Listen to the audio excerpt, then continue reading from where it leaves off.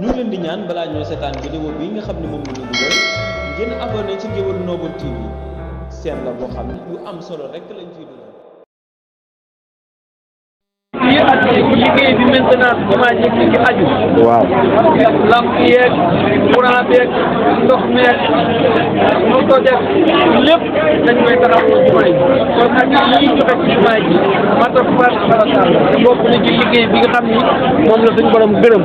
ñu dundal néegu suñu borom bi ñu defee moom kon na ñëpp fexe ba ñu joxe ci liggéeyu jumaa ji ñu koy toppatoo jumaa ji jërëjëf. kon jërëjëf kon dégg ngeen li Baye Fall wax ci lu am solo ci jumaa ji kon yéen ñi nga xam ne nii ngi bàyyi xel site bi rek ngeen bàyyi ko xel képp koo xam ne daal bu la sasee woon jumaa ji nga wane sa yéene liggéey ndigal laa ngoog kon wéy leen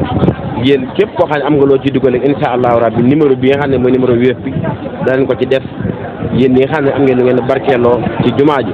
lu waaye am ci looy barkeelu jumaa ji kees gi jumaa ji rek moo ko tax a jóg képp koo xam ne sëñ Masamba Diop Sam dil si waatoon sas la jumaa ji nga liggéey ko ngay taalibe kon def ci war na la jëf ci war na la kon daal fas yéene leen a jëf ci lii ngir jumaa ji mën a ñoŋ jumaa ji gën a mën a taaro